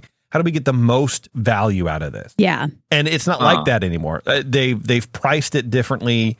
The people are different. The crowds are different. The place is different than that. So I think now it's less about your value and more about your quality of time there. Mm-hmm. Totally. And for me, it's not going as much because it increases the quality of my time there. But if I've been 3 times that year already, I'm not going to want to go wait in line for this thing. I'm not going to want to, you know what I mean? It just doesn't make sense. So, well, and to P's you're like, I've done that. Yeah, exactly. And to P's point, like he was making bets in the chat that we were going to get annual passes, and we won't, because I would rather use that money that would go to an annual pass and put that towards staying at the Disneyland Hotel. Yeah, or a tattoo for me. Those kinds of things, right? Like to me, like it's just so interesting. I noticed on this trip how much changed from what we used to do. And just like you're saying, now it's a vacation. It's not a trip. And most of it is because of Alice, and most of it is good. Yeah. I think it's totally fine. Maybe there's some things that would be cooler to be able to do, but it just, I don't know, man. We're going for a different reason now. Yep. I guess that's really the point. Yeah. Okay. Okay, let's do some news. Yeah. March in the past, present, and future with all the news that's fit to cover. It's the EarzUp Disney News. All right, Eric, what do you got for us, buddy? All right, what I got for you, it's the Rock and Roller Coaster starring the Muppets that opens today as we record. Nice. I can't wait to hear about this, man. At Disney's Hollywood Studios. What were your thoughts on the Rock and Roller Coaster with Aerosmith? Oh, it's so fun. Hate Aerosmith. I think they're a bunch of creeps, but their music is terrifyingly bad, but loved the ride. Absolutely. The roller coaster. Ride. It's a great ride. If I could skip all the queue and all the Aerosmith garbage, I love it. I don't need to be picked. It's just weird. It was weird. I whatever. love it. But it's definitely like a snapshot of time of like, this would be cool for about a year. And the concept is old and stale, like Aerosmith. Right. But the ride itself, we love our it. fans. You should get in a limo. I love the neon thing just kind of floating off in the. It was great. Oh yeah, I still love the ride. We go on the ride at least once every time. I absolutely love this attraction. Yeah, it was great. Yeah. Well, the classic indoor roller coaster at Disney's Hollywood Studios that originally featured Aerosmith has been reimagined with the Muppets taking center stage. That's right. This is something that has been in the works for a while. Everybody's been wondering, as the apparently like the contract with Aerosmith was expiring. Like, what are we gonna do? Yeah. Oh darn. Oh no. Yeah. We can't have a 20-year-old version of Aerosmith standing there with Ileana Davis going, guys, we got to get into the limo. So the idea was to reimagine this with the Muppets. I don't know how much of this was a like, hey, I know we're taking away Muppets 3D, which is also really old. But we're going to give you something else. I don't know how much of that like negotiation was going on. Probably a fair amount. Probably someone was like, well, let's put Muppets in here. People still like the Muppets and we don't have to do as much. Right.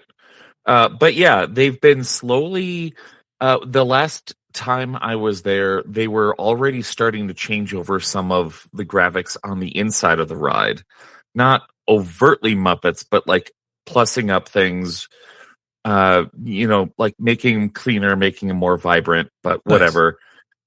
But yeah, so the Muppets are now center stage. So guests will join the Electric Mayhem. Oh, fun. Right. So Dr. Teeth, Animal, Floyd, Janice, Zoot, and Lips on a high-speed race across Hollywood to reach their biggest concert ever, with Kermit, Miss Piggy, and Scooter guiding the adventure from G-Force Records, the Muppets Music Studio. It kind of is reminiscent of the TV show, the Dr. Teeth TV show, where they were like, going to a concert. So that I'm a little, not as excited about, but who cares? It's still going to be great. Did you watch the TV show? Of course I did. Yeah. It was amazing. Of course. I wouldn't say amazing. It was cool. It was really neat fun to see. Yeah. I think, like, try whatever you can with the Muppets. Something's going to stick someday. Well, and I think that's the IP. I think that's the kind of timelessness of the Muppets, is because you can there's so many variant characters with so many different backgrounds that can do so much. It is timeless for that reason. You can kind of do whatever with them. Mm-hmm. So yes, I absolutely agree. Do all sorts of stuff. See if it sticks, man. Yeah. Have we talked about the Sabrina Carpenter show on here? No, but I don't know if we can. I'll start blushing. Oh gosh. Yeah. I mean, that Muppet show was so good. I haven't seen it yet. Produced by Seth Rogen. Yeah. No, you can't. Not everything can be a win. Hey, starring Sabrina Carpenter. I know. Well, let's go back to that. Yeah. Now we're back on Jason's turf. My wife looked at me and she said, "Are you crying right now?" Hell yeah, dude. That's awesome. It's so good, man. You got to take some time. You got to take some time to watch it. It's so good. I had a dream about Sabrina Carpenter last night. Oh my God. Of course you did. Yeah, it was like somehow we were spending time together. Like somehow I was like in her inner circle. And I don't know. I don't remember what was going on, but she was like, are you, I was like hitting on her or something like that. And then she was like, are you like hitting on me or whatever? Like, and she just kind of like ignored me. And I struck out with Sabrina Carpenter in my dreams. So even in even in my dreams, I fail. Isn't that cool? Dang. Isn't that a cool story, that's guys? surprising. Yeah, I know, right? That's not how dreams are supposed to work. It's not how they're supposed to work. Storm rolling in here, so hopefully I can keep my power. Hell yeah. But yeah, so let's move on from there. Yeah. Oh gosh. Yes. So in the original experience, guests would board a limo after seeing a pre-show with Aerosmith. So the way the ride cars are actually set up, it's interesting because it's old technology. This is like 90s stuff. Yeah. So each vehicle had their own like soundtrack loaded into it. So it's not like Guardians or anything like that where you can just randomize stuff. If you were loading onto this car, this was the song you were going to hear. You were going to hear Love in a Roller Coaster, Walk This Way, which was a take on Love in an Elevator. Sure, dude, yeah. Walk This Way, Sweet Emotion, Back of the Saddle. Yeah. Like you were going to hear, this is it was almost like a cartridge that was loaded into the vehicle. Okay. So this is a very loose, like very easy overlay. Yeah. So I'm imagining they did the same thing. Got to. Yeah. Yeah. So the songs that you will hear on the so when you get into the limo, which is now known as the lengthy immediate motion object. Okay. It's an acronym. It's a super-powered limousine in an alleyway behind Studio C, which is where where the Electric Mayhem are recording their latest album. Basically, everything is by the Electric Mayhem, but they're doing covers of Song 2 by, oh gosh, who was Song 2? Was that Blur. Blur, that's right. Okay. Born to Be Wild, right. Featuring Camilla the Chicken. Love Roller Coaster, featuring Jennifer Hudson and Questlove. Okay. And Rock Rock Till You Drop by the Electric Mayhem with Def Leppard. And Walking on Sunshine featuring Kelly Clarkson. Oh, God. There are options to change out the songs in the future. Good. Two of those I'm not thrilled by. Those are that is a random assortment. Yeah. It is such a random assortment. And this is all happening today, so we don't have a lot of video or anything. The queue includes so many people in it that Weird Al Yankovic is the one opening this. Excellent. Yeah, what a good choice, dude. Mm-hmm. Yeah, great choice. Right, love that. Right. Should have been he's Sabrina involved Carpenter, in the but- queue as well. Yeah. Let's see other celebrity cameos in the queue. Aquafina. Ew, I hate her so much. Really? Oh God. Yeah, I she like her. stinks, dude. No, absolutely not. Danny Trejo. No, ew, gross. Hate him too. He'll beat you up. Yeah. I don't know. He's like 800 years old, dude. He's selling donuts and tacos. What does he know about street fighting? Darren Criss. I don't know. John Stamos. All right. The Stamos is cool. All right. Yeah. Greek man. NPH. Okay. I like NPH. I know Jeremy hates him. He but, does? Yeah. Jeremy can't stand Neil Patrick Harris. Really? Yes. Oh, gosh. Yeah. He's gone on various diatribes on when we used to do In Depth together. Oh, gosh. Yeah. Travis Barker. Mm-hmm. I don't know who that is. Blink 182. No. Yeah. Drummer. Okay. And married a Kardashian. Ew. Gross. Yvette Nicole Brown. No, I don't know. Don't know who that is. Yeah. Sounds like a hair salon. Community? No. Never saw it. You don't remember? You didn't watch Community? Okay. No. Wayne Brady. All right. And Weird Al. Love it. Okay. Yeah. So they're all in the queue and pre-show stuff. Wow. See, again, They it just, half of that could be different and probably be way better, but we'll see. I don't know. We'll see. I sort of feel We'll see. just for longevity's sake, they should have just kept it with Muppets. I know. Why do celebrities? Yeah. Travis Barker. What has he been doing that people would know him about now lately? But, Blink Kardashians. 182 has been doing tours lately. My wife has gone to their shows. I don't know, but in they're 5 still years, around. I know, but they're not as relevant as Chip. Yeah, Wayne Brady is Wayne Brady, for God's not sakes. relevant. No. Half Actually, of these people aren't. neither is Weird Al, to be honest with No, you. Weird Al has been doing great. For you, He's been touring. I mean, see, now I'm using the argument for Travis Barker. I think all of this is the Muppets' main material. The Muppet Show. I mean, if you think about the Muppet Show in its heyday, it was, who can? John Denver.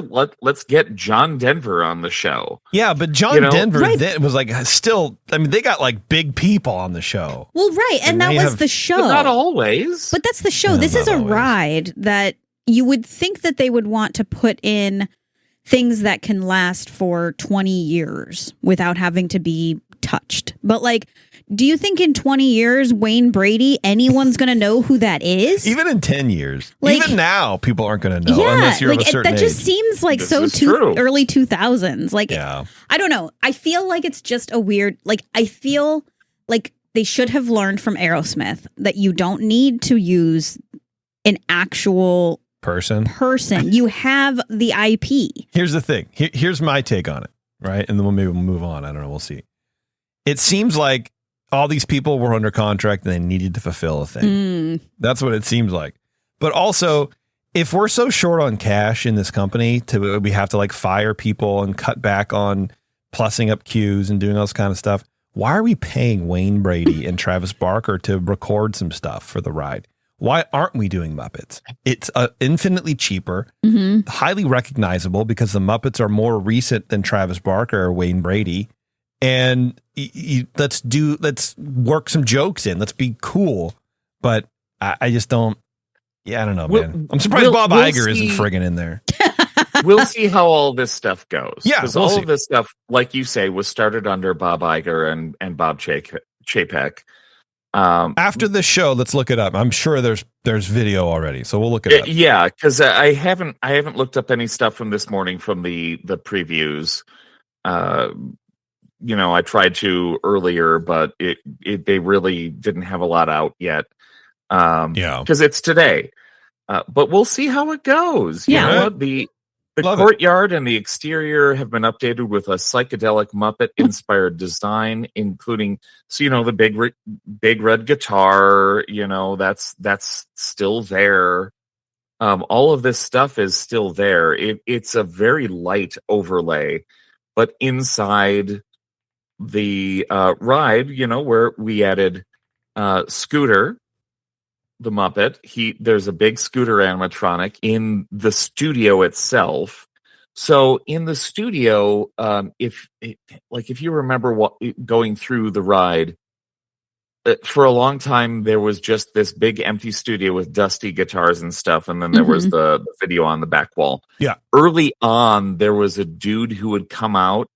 And they're like, "Hey, get my guitar," and they would actually have a live cast member come out and pick up the guitar and walk out of the room. Like that was part of it. Now they have an actual animatronic that's part of that. That's a little more interactive with everybody. So, I'm interested to see how it all comes out, because I love the Electric Mayhem and I love the Muppets. It's still the same ride. It's still awesome. Yeah. Love it. Yeah. Honestly, it's going to be better, I'm sure. Sure. Yeah. All right, Jen, let me go and then you'll go and then we'll leave. Huh? Okay. All right. Last month, I told you guys about Disney's investment 2 years ago into the gaming studio Epic, makers of Fortnite, the smash hit battle royale game that seems more famous for its pop culture character skins than anything else. The partnership with Disney is supposed to bear some kind of gaming hub where you can interact with Disney IP, shop, and maybe even buy park tickets is kind of like the long view. Who knows? All while queuing up to shoot Marge Simpson while wearing a banana costume. Recently, Epic announced that they are working on a new game for Disney with a targeted release date of this November. The game will reportedly be an extraction shooter, meaning you will load into the game into like a group and you try to get something, a loot or a special set of documents or whatever the goal is, right? And then you get to the extraction point to end the round. Now, there's a lot of these games. It just sound like normal games, right? Like I was playing Sniper Elite 5 today, and it's just kind of the same thing, right? You go in, it's solo, and then you get a thing and you have to go to the extraction. Like beating the boss isn't the end of the level. You have to like leave, right? Okay. Yeah. However, there's usually another set of players on the other side of the map that are trying for the same goal. And if they find you and they kill you and you cannot extract, you didn't get revived or whatever by your team, therefore you lose the game. And generally anything cool you've picked up along the way, like armor upgrades or whatever, depending on the game, of course. Not only does this seem like a very aggressive game mode for Disney, despite the numerous extraction shooters on the scene, it doesn't really seem to be resonating with people. The actual extraction shooter mode genre doesn't really seem to be fitting. So right now, the 900-pound gorilla in the space of extraction shooter is something called Arc Raiders. Super popular game that saw its peak players at 481,000 people playing at once at launch late last year. So it was like late October, early November it launched, right? Wow. So that number is now down, though, just to south of 200,000. Oh. So they've lost almost 300,000 players in 6 months. Jeez.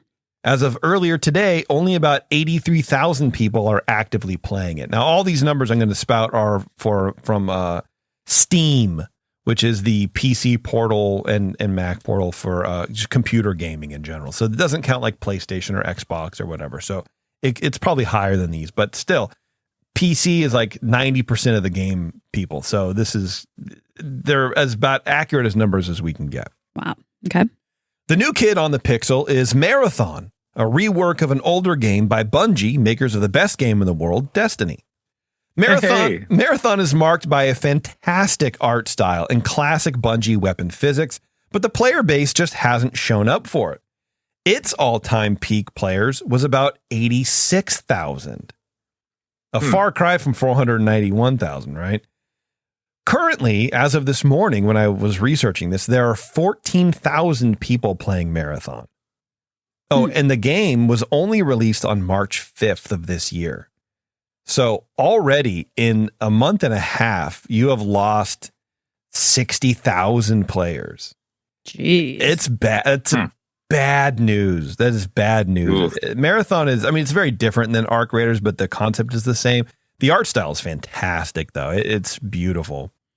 And there are more examples of how the excitement level for the humble extraction shooter is dropping. So it does seem like a weird move for Disney to push into a space that is, number one, overcrowded with over 100 games in the genre for sale in the Steam store, but only a small handful of them ever see any results, ever see any, concurrent active users. So why would Epic push for this game mode being developed for their investment with Disney? Well, the outlet Bloomberg writes that internal reviewers have worried that the game's mechanics are, quote, not very original, but the project is the most promising of the three Epic is developing for Disney.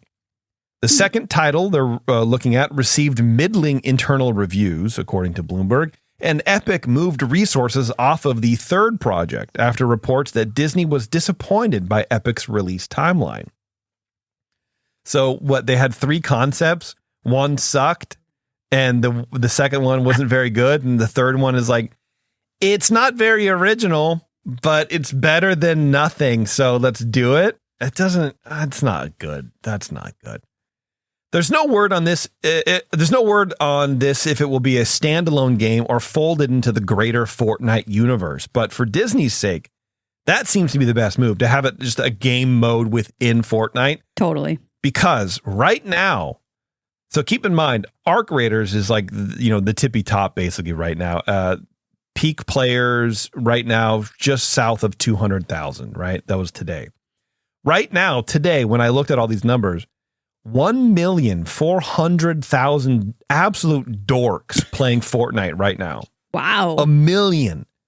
And despite laying off 1,000 people last month due to declining player numbers, it's still number 2 on the charts, only second to Counter-Strike by about 100,000 players. There's only 100,000 players different. Still.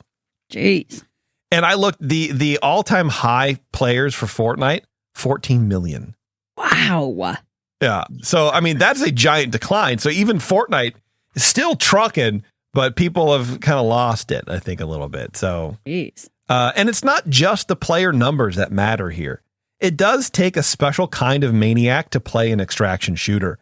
For decades, our brains as gamers have been trained on playing games to collect loot.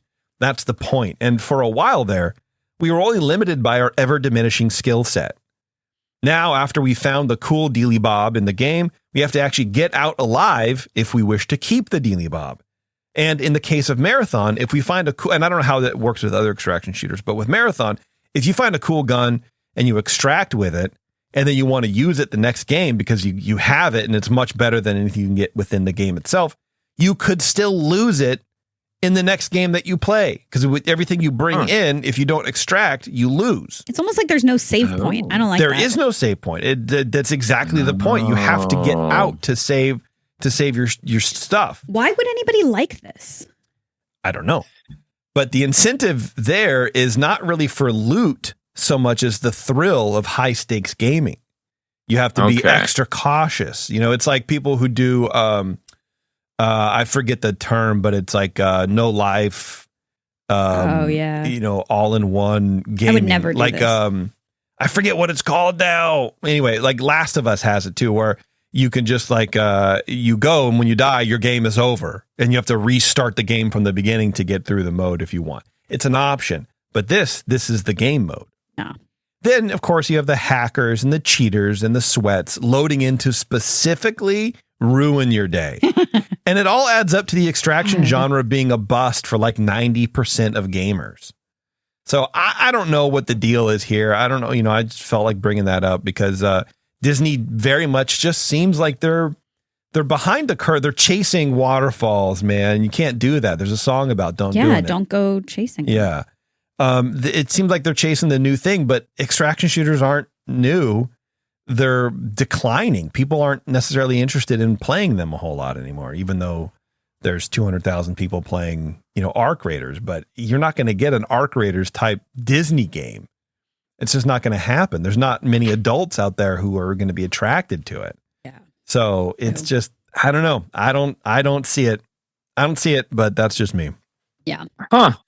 Wow. All right. That's crazy. I know. So I'm hoping that their investment pays off, but like if the 3 games that you pitched to Disney and the only one they liked are the ones that aren't very original, then what are you going to do, man? Yeah. This isn't very good. Disney can't just be doing copies of other games that are popular long after they became popular. Right. They're behind the times. They are definitely behind the times. That's the way they always do this stuff. Yeah. That's why they got rid of their internal gaming division, because they can't make a game. And, and the Star Wars games aside, I mean, Dreamlight Valley's still really confusing. You know what I mean? I still like Dreamlight Valley, but it's basically good. Just Animal Crossing. Yeah, but it's just fine, right? And I was playing it for a bit on stream, but I want to look and see what the player count is for it real fast. Right now, there's currently 5,400 people playing Disney Dreamlight Valley. The all-time peak, 13,000. That's not a lot. Yeah, and that's only on Steam. So I think it's more Switch people playing it. For sure. That's how I play it. So I don't know. Okay. But that's not great, Yeah. All right, go ahead, Taryn. So, okay, guys, the 90s, they're making a comeback in the most Disney way. Oh, here we go. So, in 1987, Disney opened its first Disney store in Glendale, California. And it was a store dedicated to the Disney brand. You've probably been there if you're, a boomer, if you're Gen X, Gen Z, well, I don't know, whatever. You've been there probably if you're listening. Lots of people. Yeah, lots of people have been there. And they only sell Disney merchandise. And honestly, it was one of my favorite stores growing up. It was amazing. I loved it. Yeah. And so after that first one in Glendale, they soon expanded to other locations across California. And by 1988, they opened the first Disney store outside of California in Bridgewater, New Jersey. Now, over the next 10 years, Disney expanded what they called retailtainment, which is a stupid term, but that's what they called it, into 749 locations across America. And then they began licensing stores to open outside of America. So like in Japan, in Germany, London. In the early 2000s, as a way to revamp and redesign these stores, Disney began incorporating more technology items to the stores, even adding computer stations where you could purchase higher ticket items. The consumer wasn't really ready for this in the early 2000s. They were not ready for this type of shopping. And this was also a time in Disney history of sort of a lackluster films. And so by 2003, they actually closed hundreds of stores, hundreds of these Disney stores. The closure, the closures continued over the next 20 years. And by 2021, there was only about 22 Disney stores left in America. Now, today, there are a handful of flagship stores left, but other than those, the focus has moved to shopdisney.com. Now, for those of you who miss visiting a mall and seeing the nostalgic store, starting in May 2026, the Disney Store is rolling out something called Disney Store Limited Time, which are basically pop-up retail locations designed to bring the classic Disney shopping experience back into real life. Ooh, I love that. I love real life, dude. These temporary stores are launching in partnership with Go Retail Group, and the goal is pretty simple: to make shopping feel a little more magical again. Ew. Yeah, you said it. I know. I don't know why I said that. To make shopping feel a little more magical. Period. You said it twice. Period. Oh, okay. Period. Yeah. The first 2 locations have already been announced. One will be at Ross Park Mall in Pittsburgh on May 23rd, and another is planned for Westfield Garden State Plaza in New Jersey later in the fall. So what you can expect if you visit one of these pop-ups, think more than just shelves of merchandise. Disney is going to lean into a full experience with immersive store designs, special opening ceremonies, and even exclusive products that you won't find elsewhere. Details about these grand openings and what exactly will happen during them are still a little bit under wraps for now, but Disney says more info is coming soon. In the meantime, if you've missed browsing Disney merch in person instead of scrolling online, this might be exactly what you've been waiting for. Perfect, Taryn. I love that. Yeah, I think this is kind of cool. Yeah, sure, man. I Well, love shopping. let's send our Cub reporter, Rob, in New Jersey to one of these locations. Yeah. And by let's send, it's just tell him to go, ask him to go. Yeah, the Westfield Garden State Plaza. There you go, Rob. Check it out. I do have one more thing to talk about. One more thing, it's real fast. Okay. This was officially announced from Shop Disney, launching April 24th. Well, it's already launched, but I guess it's sold out now. Anyway, they have Spirit jerseys. They're super popular. Right? Everybody knows that. Mm-hmm. Everybody loves a Spirit jersey, except me. And they're releasing an exclusive, first of its kind, Star Wars Spirit jersey mystery box for adults. Now, these are targeted for episodes 1 through 6, right? And then there's just the Spirit jerseys or whatever. There's they have all the designs posted, but it's a mystery box. And so this is the thing. They're $90 or $100 for a random mystery box, and you don't know what you're getting. You can also go on Shop Disney, and it's sold out now, but it's on pre-order, I think. You can get a multiple box for $600. Jeez. And then you get, I want to say, 4 shirts or something like that. But they're mystery boxes. This is what I understand. So, and that's the big thing, right? If you have kids, you know this, or if you're a weird adult like me, and look, I got this. They have them like basically the Disney version of a Labubu. It's an Ewok. I know it has a name, but I don't know. It's whatever. It's cute, but it's a mystery box. And like, if you don't get the one you want, then you're like, well, I guess I got to spend it again. I wanted the pink one. It didn't have it. I didn't get this. Like, I was kind of disappointed. I was like, oh, great. I'm not going to spend another $20 to be disappointed again. But anyway, so imagine you're spending $90 or $100, or in one case, $600 for multiple jerseys, and you get duplicates, or you get like another one. That's what I don't get about it. It doesn't like for toys and stuff that makes sense because it's $20, $15, whatever it is, right? This is cards. It's a toy. This is $90. This is $100. And then if you imagine you're looking for one specific one and you never get, and you keep getting the same additional one or whatever, I don't understand what Disney's doing with this. For clothes, mystery boxes make no sense to me. Right. Yeah, well, it's so weird. Also, like, what if you get episode 2? I mean, if you hate the design or hate the movie or whatever, I don't know. Like, I would not do this. No, and then there's a whole thing online now about like there's a thing called what was it, like sequel erasing or something like that, because so these are episodes 1 through 6. So like Rise of Skywalker or The Last Jedi or whatever aren't getting any. They're not getting the full treatment here, and it's just like, why? Like, so people are like, I don't understand why we can't have these ones either. If we're doing the episode 1, like if we're doing the prequels that nobody likes, why aren't we doing like the new movies that nobody likes? I don't know, it just doesn't make any sense. But yeah, so I don't know. There's really nothing here to say any more than it's gambling, like literally. Yeah. But I think what also it's going to do is it's going to embolden the aftermarket resellers online who are going to be like, all right, well, I have multiples. I'm going to sell them and you can buy them for $150. Because what are you going to do if you see a jersey online that it's what you really want? Are you going to take the risk of buying another mystery box and maybe get a duplicate of something you already have? Or are you going to spend $150 on the thing that you know what you're going to get, or $200? Right. What would you do? I don't know. Right? Yeah. Bad move. It almost feels like it's forcing people to wear stuff with episode 1, 2, and 3. Yeah, that's because, probably like, going to be no- like 40% Yeah, of that. because no one would actually buy that outright. Well, you know what? They are moving into more merch. It's funny you say that. More merch from the prequels. So there was another story I was going to talk about, but I didn't really fully research it. It was they're doing like NASCAR inspired pod racing gear.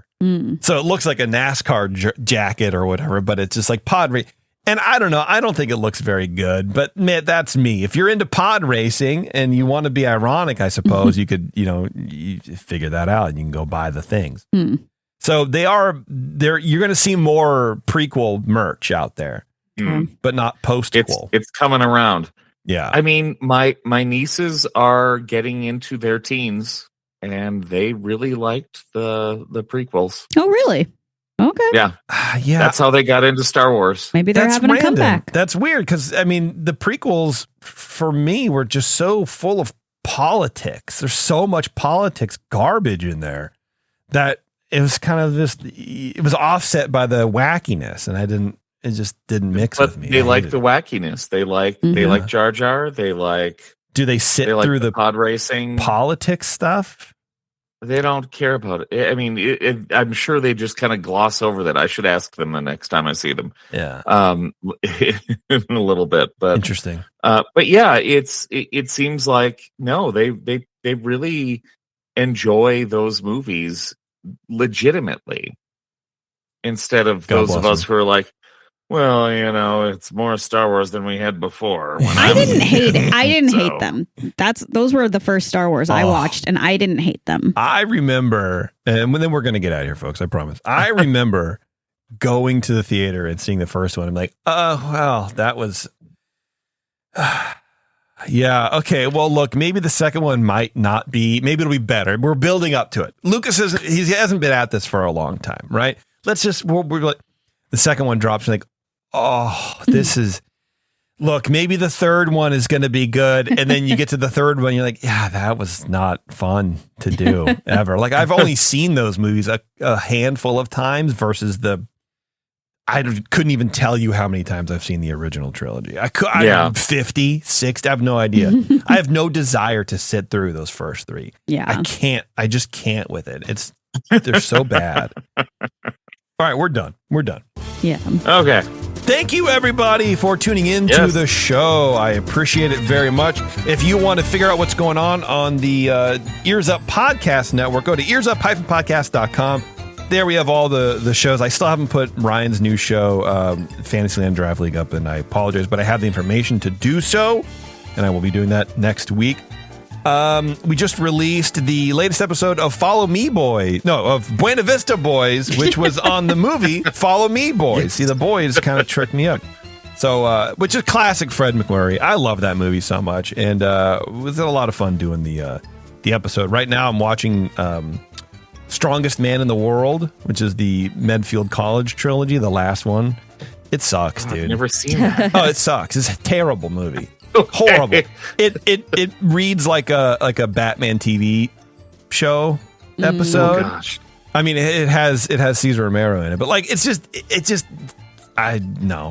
Okay. It's well, bad. Can we hear the episode and not watch that one? Yes, that's kind of what you can do. So that'll be recording at some point soon. But anyway, and there's a new Supreme Resort that just dropped. We got a lot of content for you guys. So check out the website, figure out what's going on, and like and subscribe if you haven't already. Eric, thanks for taking the time on your Sunday morning / afternoon to hang out with my child and talk about Disneyland.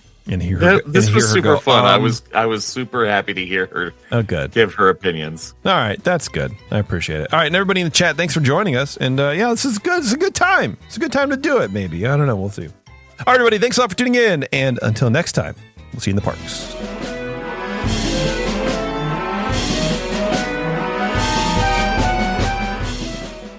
Mother's Day has a way of sneaking up on you. But when it does, 1-800-Flowers makes it easy to send Mom something beautiful, thoughtful, and worthy of everything she does. Right now, with double blooms from 1-800-Flowers, order 1 dozen roses and get another dozen for free. It's a bigger gesture with fresh, beautiful flowers arranged to make Mother's Day feel as special as she is. Make Mother's Day feel bigger with double blooms at 1-800-Flowers.com/Spotify. That's 1-800-Flowers.com/Spotify.